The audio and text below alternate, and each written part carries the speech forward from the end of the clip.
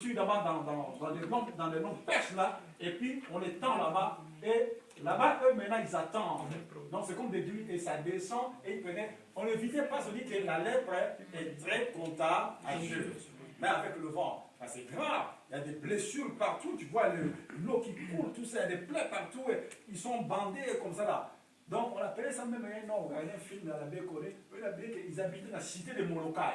Donc quand on dit cité de Molokai, ce sont des lépreux qui habitent là-bas. Donc personne ne peut passer là-bas.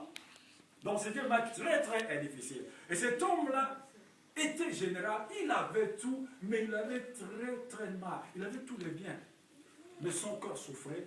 Quand il s'est promené, il regardait comme ça, il y avait la lèvre. Mais il était auprès du roi. Et le roi aussi ne pouvait rien faire. Il était roi. Il avait tout. Mais le roi dit, mais je lui ai donné toutes les faveurs. Mais je ne peux pas, dans l'état où il se trouve. Alléluia. Peut-être que toi, dans ton camp. Tu te trouves dans un état comme ça, que le médecin ne peut rien faire. Alléluia. Il y a des gens qui sont même dans la cité, qui se trouvent dans des cas que l'homme ne peut pas faire. Même le premier du pays ne peut rien faire. Mais on dit que ce jour-là, il y a un moment, il y avait la guerre des Syriens entre les Israéliens. Et les Syriens, je crois, ont réussi la victoire. Mais en rentrant en Syrie, ils ont pris une jeune fille captive.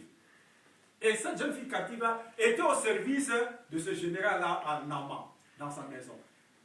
Et la fille voyait comment est-ce que son maître souffrait. Bien qu'il avait l'argent, il avait tout, mais il voyait que son maître souffrait, il n'était pas content. Alors un jour, la fille-là va dire à sa maîtresse, il dit, ma maîtresse, si le général allait en Israël, nous avons un prophète là-bas qui est capable de prier pour lui et être guéri de sa maladie. Alléluia. Amen. Et la femme a entendu comment ça, la femme de général là-bas, elle a dit, oh mais voilà, la jeune fille que vous avez menée en captivité, voilà ce qu'elle m'a dit de telle manière, de telle manière. Le général dit, ah bon, c'est bon. Elle dit, oui. Et le général est parti voir le roi. Voilà maintenant, chez moi, il y a une jeune fille qu'on a amenée en captivité d'Israël. Voilà ce qu'elle m'a parlé de ça et ça et ça. Le roi dit, ah bon, si c'est comme ça, je t'envoie avec une lettre pour aller voir le roi d'Israël. Dès qu'il t'envoie, tu verras, donc il faut que tu guérisses de cette maladie. Je m'arrête seulement. Si vous rentrez le fait de très loin, le roi d'Israël s'est mis en colère. Quand il a vu la lettre du roi de Syrie, il dit, mais non, il me cherche des problèmes. Est-ce que moi je suis Dieu pour les guérir? Alléluia. Amen. Donc, il n'avait pas, il dit, mais qui suis-je moi pour guérir la maladie de son général? Il était mécontent. Et le prophète a entendu. Il dit, mais pourquoi le roi déchirer ses habits? Qu'il laisse venir cet homme-là vers un mois. Alléluia. Amen. Même comme ça n'est pas là. Et si vous voyez l'histoire après, le général a été guéri. Quand il a rencontré avec le prophète, il a été guéri. On lui a envoyé seulement ce que le prophète a dit. Le prophète n'a même pas rencontré. Il dit, allez-y lui dire qu'il aille seulement se jeter dans le fleuve Jourdain et sa chair deviendra pure. Vous savez que l'orgueil du général, il a dit, mais il croit quoi? Moi je croyais qu'il va venir vers moi. Il va me poser les mains comme ça là pour que je guérisse.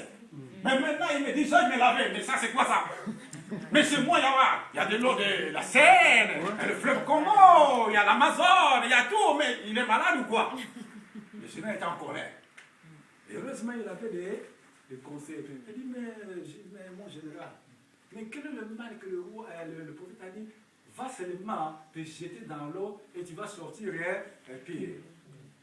Et puis, heureusement, il avait de bons conseillers. Alléluia. Amen. Et c'est à côté de toi. Qui sont ceux qui te conseillent? Il ne va pas la main de l'éternel. Il n'y a rien de bon là-bas. Là-bas, oh non, il n'y a pas l'esprit. Reste à la maison. Alléluia. Amen. Mais lui, il avait de bons conseils.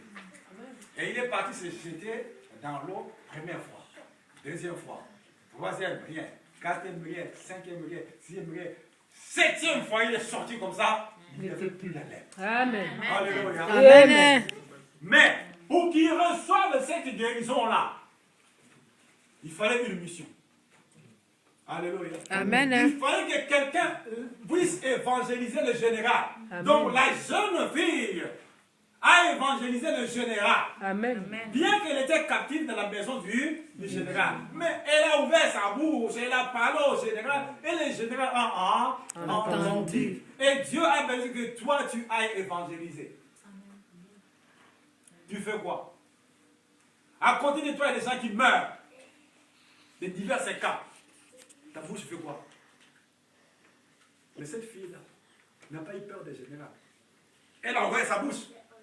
Et Dieu a fonctionné dans la bouche de cette jeune fille, bien qu'elle était captive.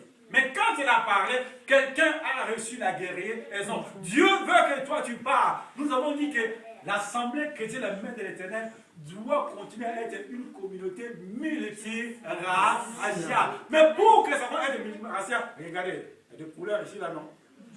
Mais les autres sont encore dans la maison, ils font quoi? Parce que vous ne parlez pas. Cette fille, si elle n'avait pas parlé, le général allait mourir dans sa main.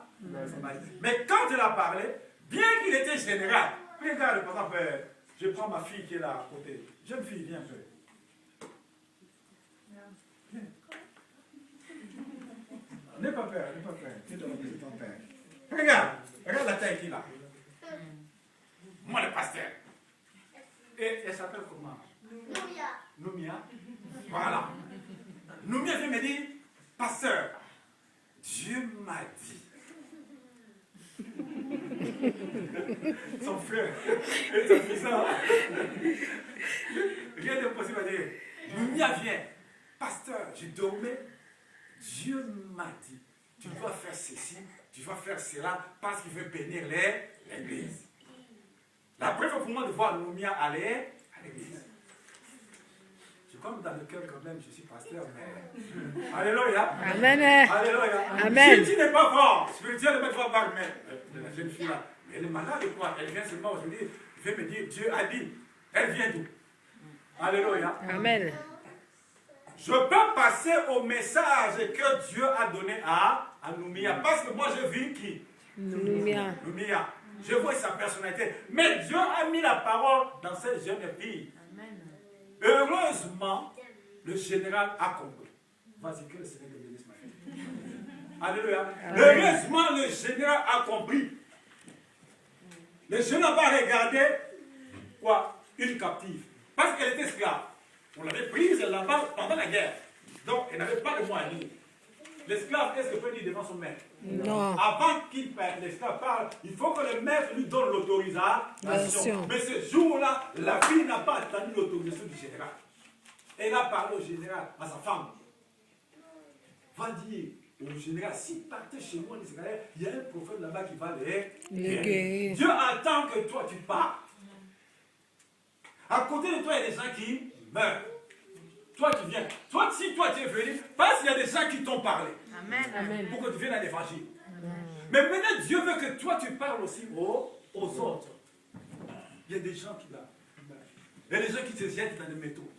Pourquoi il n'y a pas de solution? Alléluia. Amen. Regarde aujourd'hui là. Partout il y a le pleurs des gens. Pourquoi la France a perdu le triple A?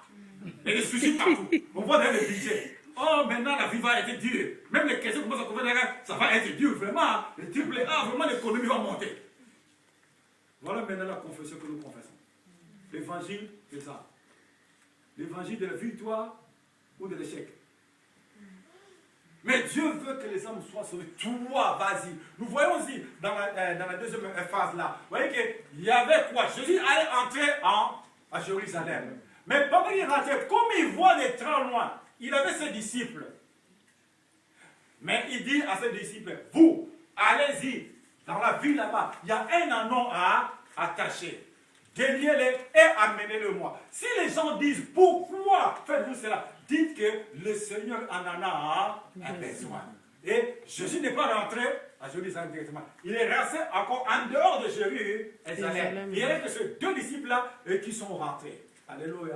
Amen. Arrivés là-bas, ils ont trouvé de la même manière l'anneau à attacher au contour du chemin. Ils ont commencé seulement à délier l'anneau comme ça, les gens vont surgir. Il dit, que faites-vous de cet anneau-là? Alléluia. Amen.